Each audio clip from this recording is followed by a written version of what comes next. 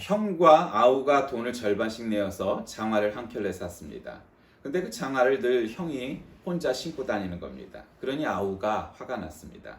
그래서 생각하다가 형이 잠들기를 기다렸다 장화를 신고는 밤새도록 돌아다녔습니다.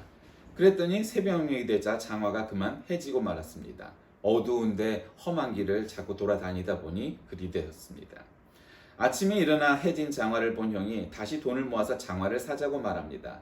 그러자 동생이 울상이 되어서 또 장화를 사면 난 잠을 언제 자란 말이오. 난 싫어요. 하고 퉁명스럽게 답을 했답니다. 참으로 어리석은 생각이었습니다.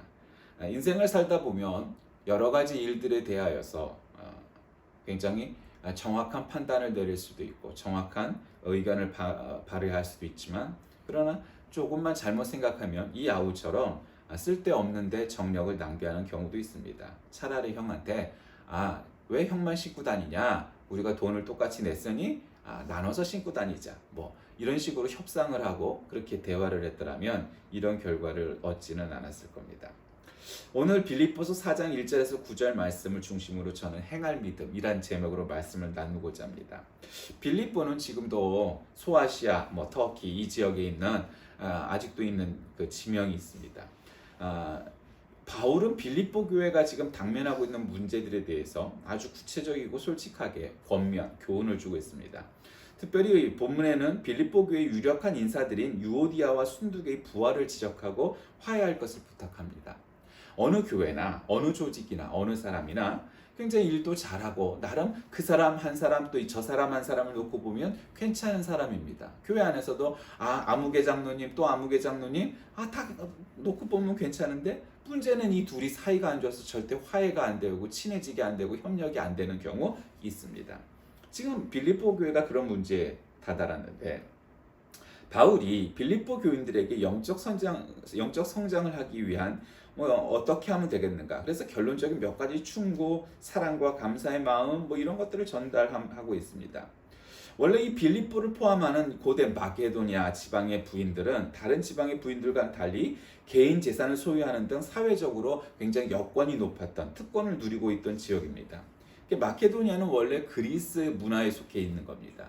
그래서 지금 그리스 북부에 있는 유고연방에서 떨어져 나온 국가가 마케도니아라고 하려다가 그리스가 반대를 해서 북마케도니아라는 이름으로 최근에 바뀌기도 했지만 어쨌든 이 마케도니아라는 것은 알렉산더 대제 이후에 굉장히 영토가 넓었고 굉장히 그러다 보니까 여건도 높았던 그런 지역입니다. 본장에서 바울이 언급한 유오디아와 순두개라는 여인은 이러한 사회적 배경하에서 빌립보 교회를 아주 주도적으로 이끌어가는 주요 인물이었음에 분명합니다. 오죽했으면 성경에 그 이름이 기록될 만큼 그렇게 남달랐겠습니까? 근데 그들의 불화가 사람들에게 화제의 대상이 되고 빌립보 교회에 적지 않은 영향을 끼칠 만큼 심각한 상대였던 것입니다.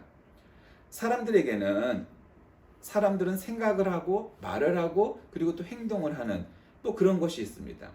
근데 그 말로 우리가 천년빛을 갚는다고 말을 하는데 아마 이 사람들에게는 그런 것이 없었나 봅니다.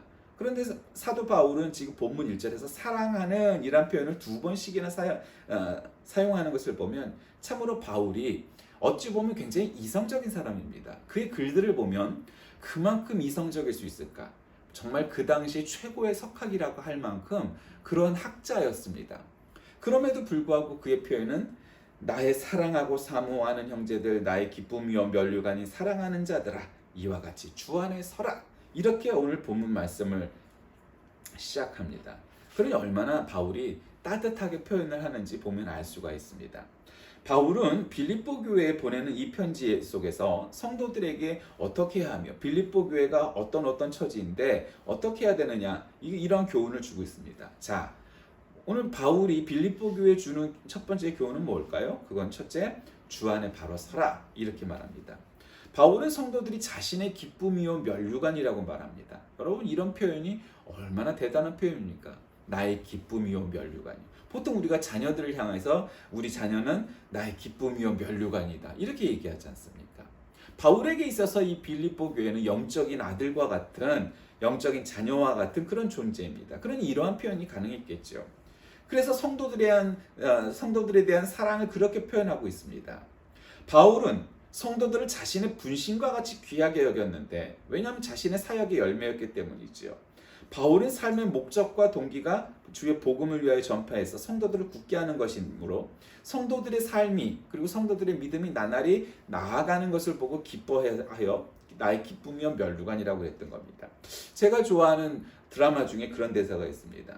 아버지가 이렇게 나이를 먹고 이제는 자기 직장에서 은퇴할 때가 됐습니다. 그러니 얼마나 여러 가지로 서러웠겠습니까? 이젠 직장에서 그만 나와도 된다고 말하고 이제 실업자 신세에 놓이게 되었고 그런데 이제 자녀들 앞에서 여러 가지 착잡한 마음을 숨길 수가 없었습니다. 그런데 그 앞에서 그 아버지가 이렇게 얘기합니다. 나는 꽃이 지면 그 나무도 죽는 것이라고 생각을 했다. 근데 꽃이 지니 열매가 열리더라. 나의 자식들이 바로 나의 열매다. 이렇게 표현하는 것을 볼 수 있습니다. 응답하라 1988이라는 곳에 나왔던 덕선이 아버지가 그렇게 말을 하곤 했습니다. 어쩌면 그런 마음으로 사도 바울은 빌립보 교회를 향한 마음과 생각을 그렇게 표현했던 것입니다. 근데 주 안에 어떻게 서라고 얘기합니까? 우리가 주 안에서 바로 서야겠죠. 바로 서야 되는데 첫째로는 주 안에서 같은 마음을 품으라고 말합니다. 아까도 전제했듯 유오디아와 순두계는 굉장히 좋은 일꾼들이었지만 서로 협력 잘하지 않고 같은 마음을 품지 않았습니다. 한 교회는 같은 마음을 품는 게 중요합니다. 교회가 여러 교회가 있죠. 우리 프로테스탄트 교회는 한 교단 안에도 교단도 그것이 얼마나 보수적이건 혹은 얼마나 진보적이건 혹은 칼빈주의건 혹은 웨슬리안이건 여러 가지 그 교파나 색깔이 있어도 그 교회에 나름의 컬러가 있게 마련입니다. 좀 보수적이든 좀 진보적이든 좀 말씀 중심이든 좀 성령 중심이든 은혜 중심이든 예배 중심이든 사역 중심이든 봉사 중심이든 그게 뭐든 간에 그 교회는 교회마다의 특징이 있죠. 뭐를 잘하는 교회, 뭐에서 최고인 교회, 뭐에 열심인 교회, 뭐를 중점적으로 중심으로 삼고 있는 교회, 이런 거 있지 않습니까? 그런데 사람과 사람 간에도 마찬가지입니다. 예를 들면 어떤 교회는 전도에 열심을 하는 교회가 있을 수 있죠. 그런데 예를 들면 유오디아는 전도에 열심이었는데 순두계는 전도를 열심히 하는 거에 좀 난색을 표하고 별로 그런 쪽에 달란트가 없는 사람일 수 있습니다. 아니 교회 안에 여러 사람이 있는데 그 사람들이 어찌 다 그 교회 컬러에 모두 동조하고 모두 다 좋아할 수는 없는 거죠. 물론 대부분은 그런 사람들이 모이겠지만 아닐 수도 있습니다. 그럼에도 불구하고 내가 전도에 조금 자신이 없고 전도에 그렇게 큰 열심이 없어도 전도 열심인 교회에 있다 보면 전도를 잘하게 되는 겁니다. 내가 좀 말씀에 대한 이해가 떨어져도 말씀 중심인 교회에 있다 보면 말씀에 대한 이해가 더 높아져서 더 믿음이 강화되게 마련입니다. 내가 기도에 좀 약하고 기도를 잘 못해도 기도를 열심히 하는 교회에 있다 보면 기도를 잘하게 되는 겁니다. 그러니 내가 지금 속해 있는 교회 속에서 내 패턴이나 내 성향과 조금 다른 교회에 있다고 해서 그것을 비난하거나 나빠하거나 부정할 필요가 없는 것입니다. 오히려 그런 교회 속에서 나의 약점을, 나의 부족한 점을 더 채울 수 있기 때문이지요. 그래서 주 안에서 같은 마음을 품으라는 겁니다. 왜냐하면 주 안에서 누리는 기쁨과 평안이 있기 때문이죠. 바울은 항상 기뻐하며 모든 사람에 대해 관용을 베풀 것을 명합니다. 다른 사람을 용서하지 못하고 미워하는 마음이 어찌 기쁨이 있을 수 있겠습니까? 아무것도 염려하지 말고 믿음으로 담대하게 살아가라. 이렇게 얘기하고 있는 거죠. 주 안에서 누리는 기쁨과 평안은 바로 그런 것입니다. 자신을 사랑하고 용서하고 또 남도 사랑하고 용서해야만이 하나님 앞에 한 걸음 더 나아갈 수 있는 겁니다. 그렇게 하는 것이 참된 주 안에서의 기쁨과 평안이죠. 오늘 본문 말씀 4절에서도 3절부터 나와 멍에를 같이 한 내게 구하노니 이르면서 결국 4절에 주 안에서 항상 기뻐하라. 내가 다시 말하노니 기뻐하라 말합니다. 그럼 사람들이 얘기합니다. 아니 어떻게 사람이 늘 기뻐할 수가 있나요? 그렇죠. 기뻐할 수가 없어요. 그런데 왜 성경은 우리에게 항상 기뻐하라 말씀하실까요? 항상 기뻐하지 못하기 때문에 항상 기뻐하라고 말하는 겁니다. 여러분, 우리가 크고 작은 일들이 인생을 살다 보면 있죠. 어처구니도 없는 경우도 있고 억울한 경우도 있고 뭐 하여튼 뭐 여러 가지의 경우를 당할 수 있어요. 그럼에도 불구하고 기뻐하라고 말씀합니다. 여러분, 기쁨은 재미나 흥미가 아닙니다. 기쁨은 우리 인간이 본원적인 우리 인간의 본성에서부터 나오는 만족감, 행복감, 그리고 그것으로 인해서 생기는 정말 참된 기쁨이 있을 때 우리가 기쁨이라고 얘기하지, 내가 게임을 했는데 재밌다, 나는 참 기쁨이 충만해, 이렇게 얘기하지 않죠. 재밌는 코미디를 봤는데 정말 내가 기쁨으로 충만했다, 이렇게 표현하진 않아요. 기쁨이란 그렇게 단순한 원초적인 말초적인 그런 재미와 흥미와는 다른 것이지요. 그렇기 때문에 우리가 뭐 항상 싱글벙글하고 항상 웃고 뭐 우리가 그렇게 생각하는 것이 기쁨이 아니라, 우리 마음속에서 어떤 일을 당하든지 흔들리지 않고 기뻐할 수 있는 겁니다. 우리가 슬픔도 당할 수 있고 어려움도 당하고 고난도 당할 수 있죠. 그래도 우리에게 기쁨이 있는 것은 예수 그리스도께서 나와 함께 하시기 때문임을 믿으시길 바랍니다. 그래서 우리가 기뻐할 수가 있는 거예요. 그 기쁨이란 것이 그런 기쁨이지 맨날 희희낙낙하고 맨날 하하하하 호호호호 하고 그런 차원의 기쁨은 아니라는 거죠. 우리 안에 참된 평강, 우리 안에 참된 은혜, 우리 안에 참된 충만이 있으면 기뻐하면서 살 수 있는 겁니다. 그래서 조건이 중요한 게 아니에요. 그러니까 예수 그리스도를 믿는 그리스도인들에게는 믿지 않는 사람들과 똑같이 어려움을 당할 수 있는 겁니다. 절대로 그런 착각을 하면 안 돼요. 아직도 어리석게 예수를 믿으면 부자가 되고 예수를 믿으면 만사형통하고 뭐 그렇게 기도하라고 가르치는 목사도 있고 그걸 또 믿는 신자들도 있어요. 그거 다 거짓말입니다. 성경의 어느 한 구석에도 그렇게 말한 데가 없습니다. 성경은 우리는 믿는 사람이나 믿지 않는 사람들이나 인생에 겪어야 될 일들은 다 똑같이 겪게 돼 있습니다. 가족 안에서 가족이 아플 수도 있고 심지어는 일찍 죽을 수도 있습니다. 그리고 또 경제적으로 큰 타격을 입어서 사업이 망할 수도 있고 뭐 길바닥에 심지어는 낳는 사람도 있을 수 있습니다. 그럼 그 사람들은 경건하고 착하게 사는 사람들일까? 뭐 아닐까? 그거하고 구분이 전혀 되지 않아요. 얼마든지 신앙 안에서 살았던 사람도 그러한 어려움을 당할 수가 있는 것이고, 참 나쁜 놈도 나날이 부자가 되고 맨날 부동산 투기해갖고 돈 불려가고 그런 놈들도 많습니다. 문제는 그런 사회적 정의나 제도나 뭐 이런 것들을 우리가 노력하고 개선하고 자꾸 바꾸고 하는 변화도 필요하지만, 어느 순간에도 그리고 어느 누구도 아주 정말로 공정한, 칼 막스가 자본론에서 얘기하는 것과 같은 아주 그냥 공평한 공산주의를 만들어낼 수는 없습니다. 공산주의가 그래도 가장 완벽하게 이루어졌던 것은 초기교회, 초대교회 시대의 교인들 안에서 가능했던 겁니다. 근데 다시 말씀드리면 참다운 공산주의가 되려면은 그걸 너도 10원 남겨놓고 전부 내놔, 너도 10원 남겨놓고 전부 내놔, 이렇게 강제로 해서는 될 일이 아니라는 겁니다. 사람은 누구나 부유하면 부유한 대로, 가난하면 가난한 대로 욕심이 있습니다. 그러니 그거를 마치 이솝우화의 해와 바람이 나그네의 외투를 벗기는 심정처럼 억지로 바람으로 그 외투를 벗겨낼 수가 없어요. 따뜻하게 해서 그 외투를 벗겨내야 되는 거예요. 그러니까 교회가 왜 중요하냐? 가끔 사람들이 얘기합니다. 아니 그러면 교회만큼 자발적으로 돈을 내서 남을 돕는 기관 어디 있습니까? 여러분, 사회복지기관도 어느 독지가가 이렇게 내서 만들지만 그 사회독지가들도 많은 경우가 그리스도인들로부터 출발을 했고 그 근원이 지금도 그렇게 유지가 되고 있습니다. 교회만큼 자기 돈을 내놓아서 다른 사람들을 돕는 그런 기관은 있을 수가 없습니다. 정부도 우리의 세금을 통해서 하는 거죠. 그러니까 정부는 어느 시대에 아무리 열심히 잘하려고 해도 제한적이에요. 그러니까 교회가 그와 같은 일들을 감당해야 돼요. 그럼 그와 같은 넉넉한 우리의 마음의 여유가 생기려면 어떻게 해야 되느냐? 그건 우리 안에 참된 기쁨과 평안이 있을 때 가능한 거죠. 나는 돈을 한 달에 300만 원 벌어. 그래서 내 식구가 먹고 사는데 그렇게 넉넉하진 않아. 그래도 우리는 남을 도와야지. 저 제3세계 가난한 어린이들을 매월 돕는 것도 하고, 또 겨울이 돼갖고 구세군의 자산 냄비가 나오면 그래도 지나가다 10,000원짜리 하나라도 넣어보려고 하고, 뭐 이와 같은 일들을 우리가 얼마든지 할 수 있지 않습니까? 그런 마음이 억지로 강요해서 되는 것이 아니고 내 마음이 감동하고 감화하여 해야만 되는 거예요. 그와 같은 일들에 가장 유용한 것은 교회이죠. 그 교회는 누가 억지로 총머리를 갖다가 들이밀고 안 내면 총을 쏠 거다 이렇게 해서 내는 게 아니란 말이죠. 그래서 교회와 같이 세상이 그렇게 변화가 돼야 돼. 그래야 빈부의 문제, 뭐 여러 가지 정치의 문제, 종교의 문제를 해결할 수가 있는 거죠. 그와 같은 일들을 감당해야 돼.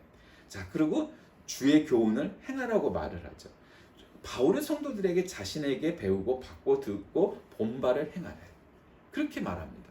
우리 행할 믿음이 뭐냐? 오늘 말씀의 포인트이죠.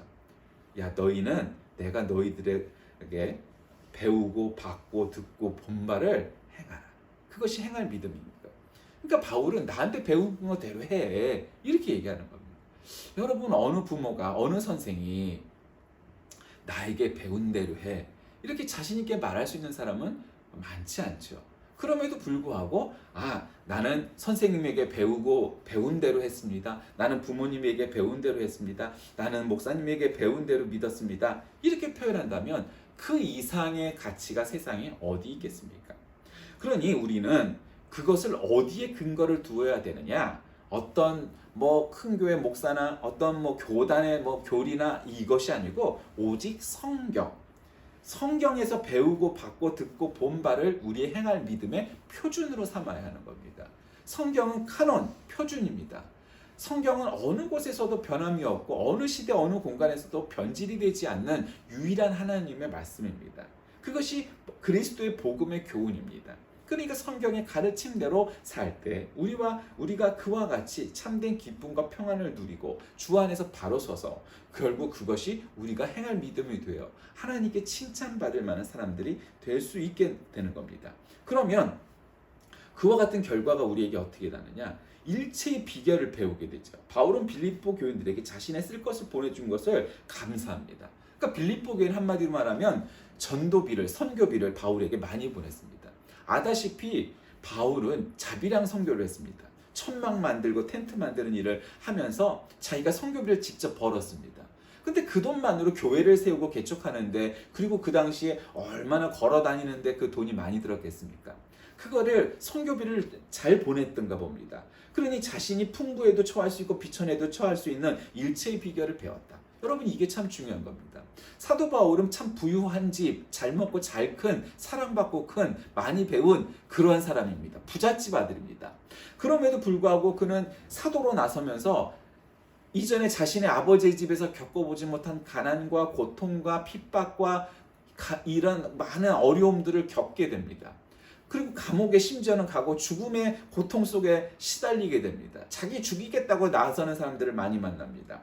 그러한 상황 속에서도 자기가 부하든지 가난하든지 평안하든지 고난을 겪든지 그 환경에 얽매이지 않고 굴하지 않고 모든 환경에 적응할 수 있게 되었다라고 말을 하는 거죠. 일체의 비결을 배웠다고 얘기합니다. 그러면서 바울은 빌립보 성도들이 자신에게 보내준 것에 참 감사하면서 그것이 하나님께서 받으신 향기로운 제물이 되었다고 말을 하는 겁니다. 여러분, 우리가 교회 예배에 와서 헌금을 합니다. 그럼 그 헌금을 누가 받으시는 건가요? 하나님이 받으시는 것을 믿으시길 바랍니다. 하나님이 받으시는 겁니다. 그럼 하나님이 무슨 돈을 계수해 갖고 통장에 집어넣고 하실 수는 없는 거잖아요. 사람이 감당하는 겁니다. 그러니 그 돈은 하나님 돈입니다. 여러분이 11조를 하고 주일헌금을 하고 감사헌금을 하고 절기헌금을 했던 모든 헌금의 총액은 하나님이 받으시는 겁니다. 그러면 그 헌금을 어떻게 써야겠어요? 그 주인이신 하나님의 뜻대로 쓰여지는 겁니다. 내가 헌금을 많이 하는 사람이니까 우리 교회에서 내 뜻대로 해야 돼 주장하는 것은 하나님한테 드리지 않은 자의 오만입니다. 하나님께 드렸다면 그와 같은 생각을 할 수가 없는 겁니다. 그러니 그 교회 담임 목사나 혹은 당회나 모든 교인들은 그 헌금을 하나님의 뜻대로 이용해야 되는 겁니다. 그러니 어느 교회가 참 저는 그 전에 생각 못했어요. 김동훈 목사님이 요즘 여러 웃기는 목사들한테 욕을 많이 먹고 있는데, 김동훈 목사님이 참 왜 존경스러웠냐면 자신들의 그 교회를 지을 때 얼마인지 기억이 안 나는데 300억짜리 교회라고 그러면 100억이었나 300억이었나 그랬던 것 같아요. 동안교회 시절에. 그때 일산에다가 그 지교회를 개척교회를 하면서 그 교회의 크기의 사이즈의 10분의 1의 사이즈를 그 교회 건물을 지은 겁니다. 아직 목사도 없는 교회에 그걸 지었어요. 그리고 참 훌륭한 젊은 목사님을 파송해서 개척을 했습니다.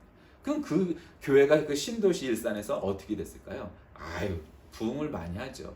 어떤 교회가 건물을 어쨌든 그게 10억짜리인지 30억짜리인지 지금 액수는 기억 안 나지만 그렇게 개척해가 그렇게 시켜주는데 어떻게 안 될 교회가 있겠어요. 예, 그리고 소문난 교회고 훌륭한 교회라고 그 지교회라고 그러는데 잘 됐겠죠. 여러분 그런 목사님이 얼마나 많이 있겠습니까? 또 예전에 어떤 목사님은 정말 한심하게 짝이 없었습니다. 자기의 교회를 지으면서 그 교회를 짓는 입당 예배에 갔더니 우리는 이 교회를 지으면서 한 푼의 이 빚도 지지 않고 건물을 다 지었습니다. 자랑하시다. 어우 대단하시다. 근데 그 뒷말이 정말 어이없었습니다. 여태까지 있던 모든 예산들을 갖다가 아주 쫄라매고 쫄라맸답니다. 그래야겠죠 당연히. 뭐 심지어는 목회자의 사례비도 그 자급도 줄였다는 겁니다. 대단하시다. 근데 그 다음번에 얘기가 가관이었습니다. 우린 전도비도 일체 끊고 라고 너무 자신있게 얘기하는 겁니다. 그래서 저는 그걸 듣고 전 양반이 진짜 목회자가 맞나? 진짜 하나님의 사람이 맞나? 눈을 의심하고 귀를 의심했습니다. 여러분 그건 자랑할 거리가 아닙니다. 만에 하나 그럴 수도 있겠지요 상황이. 근데 여러분 빚을 안 지는 게 자랑스러운 일이 아니라 그 속에서도 오히려 개척교회에 건물을 지어주고 전도비를 끊지 않는 것이 자랑할 일입니다. 무엇이 자랑할 일이고 무엇이 부끄러운지를 모르는 겁니다. 그래서 저는 참 그때 초임 목사 시절인데도 그 연세 많으신 은퇴가 얼마 남지 않은 목사님인데 저분 참 생각이 너무 잘못 알고 있구나. 전혀 예수님의 가르침과는 동떨어져 있구나. 이런 생각을 했습니다. 여러분 그는 틀린 겁니다. 잘못된 겁니다. 교회를 개척할 때 교회를 지을 때 10분의 1만한 교회를 지어서 하나님께 드리는 것은 그건 하나님께서 칭찬하실 만한 일이고 인간적인 눈으로 보아도 참 욕심 없는 목사님이다 이렇게 말할 수 있는 거지만 모든 전도비 선교비를 다 끊고 빚 없이 건물을 졌다는 건 자랑할 거리가 아니죠. 그건 하나님이 기뻐하실 만한 일이 아닙니다. 그 교회가 적자가 되더라도 하나님을 일을 하는 것이 하나님이 기뻐하실 일인 거지, 나 적자 안 보자고 하나님 기뻐하시지 않는 일을 하는 것이 도대체 향기로운 재물이겠느냐 말입니다. 말씀을 정리합니다. 바울은 본 장에서 빌립보인들에게 그리스도인으로서의 윤리적인 삶의 모습 어떻게 해야 되느냐에 관해서 굉장히 신학적이고 사변적인 이야기를 한 것이 아니고 실천적인 이야기를 합니다. 너희들이 이렇게 싸우는 거 그러면 안 돼. 헌금도 이렇게 해갖고 보내는 거 너무 감사하고 하나님이 기뻐하실 일이야. 그리고 또 너희 안에서 참된 기쁨이 넘치고 행복이 넘칠 만큼 그렇게 말씀으로 무장되어서 살아야만 해. 그래, 그것이 그리스도인이고 악을 행하지 않고 하나님의 길, 믿음의 길을 가는 사람이야. 이렇게 편지를 쓰고 있는 겁니다. 그리스도를 위한 싸움, 교회 내에서 성도들이 지향해야 되겠죠. 그러나 우리가 지양해야 될 일은 뭡니까? 그건 교회 안에서의 싸움입니다. 왜 우리 목사님은 이렇게 전도에 열심일까? 왜 우리 교회 목사님은 저렇게 봉사에 열심일까? 어느 목회자나 어느 교회나 특정으로 중점적으로 하는 부분이 있을 수 있죠. 그걸 잘하니까 그런 거예요. 내 성향이 그것과 안 맞을 수도 있어요. 그러나 교회가 그렇게 열심히면 그거에 협조하고 해야 되지. 전도를 열심히 하건 기도를 열심히 하건 뭐 예배를 열심히 하건 그 어느 것이 하나님이 안 기뻐하실 일이겠어요? 문제는 그러니까 우리 교회는 나하고 다르게 너무 전도에 열심인 교회니까 헌금을 좀 줄여야 될 것 같은데 이와 같은 생각을 하는 것은 참 어리석은 일이라는 거죠. 그거 얼마나 어리석어요. 아까 얘기 드렸던 그 교회가 똑같지 않습니까? 그건 하나님이 기뻐하실 일이 아니에요. 그리고 우리가 헌금한 건 내 돈 주어서 무슨 당회나 목사가 마음대로 쓰게 주는 게 아닙니다. 하나님께 드린 겁니다. 그러니 그 책임감을 갖고 목회자나 당회는 열심히 하나님의 뜻에 맞게 잘 써야겠죠. 아껴서 써야겠죠. 하나님 기뻐하실 만한 일에 써야 되는 거예요. 이번에 우리 교회가 리모델링을 하고 좀 교회를 개선하려고 자금을 마련해놨어. 그런데 어느 먼 곳에 선교사가 편지가 왔습니다. 친애하는 목사님 어쩌고 저쩌고 이러면서 우리 교회가 이번에 지진이 나서 너무도 어렵고 교회당이 다 무너졌습니다. 그러면 그 교회를 지으라고 선교비를 보내주는 것이 하나님이 기뻐하실 일일까요? 아니면 아직도 좀 낡긴 했어도 쓸만한 우리 교회당을 리모델하는 것이 더 기뻐하실 일일까요? 그건 선택이라고 생각합니다. 근데 저는 단언코 내가 좀 불편해도 그 선교지에 무너진 교회를 세우는 것이 하나님이 더 기뻐하실 일이라고 예전부터 지금까지 그리고 앞으로도 그것이 정말 하나님이 기뻐하신다는 확신이 있습니다. 우리 교회는 조금 불편하면 되지만 거기는 교회당이 없어져 버렸어요. 그럼 어느 곳에 보내야겠어요? 그곳을 위해 써야 돼요. 원래 그것을 목적한 게 아니에요. 그러니까 아니 이건 예산이 원래 이렇게 잡혔으니까 리모델링 비로 써야만 합니다 하고 너무 그 문자에 매이고 하는 것은 그건 교조적인 일이에요. 그건 공산당이나 그렇게 하는 거죠. 하나님은 그렇게 일을 하시지 않아요. 내가 쓰려고 잘 우리 교회가 아껴뒀어요. 그래서 우리 교회를 위해서 우리가 이 돈을 써야 되는데 어디서 갑자기 그와 같이 하나님이 더 기뻐하실 만한 일이 생긴다면 과감하게 생각도 없이 목회자가 조심스럽게 당회나 교인들에게 물어봤을 때 아니 목사님 그런 걸 왜 물으십니까? 그 당연히 그것을 위해서 써야지요. 그것이 무슨 의논할 문제입니까? 쓰세요. 정말 그렇게 말하는 당회나 교인들이 없을까요? 여러분 그게 하나님이 기뻐하실 만한 일입니다. 나를 위해서 쓰는 돈보다 남을 위해서 쓰는 돈을 하나님이 더 기뻐하십니다.